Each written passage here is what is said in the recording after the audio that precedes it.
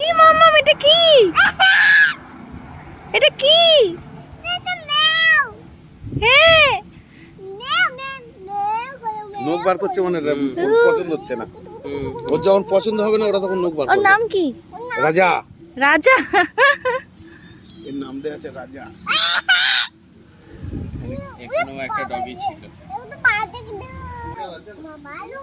এমন ওখান থেকে বেরিয়ে এসে বলছে আমার ভালো মেয়ে। এটা ছেলে, এটা ছেলে মাম্মাম। ছেলে। হ্যাঁ,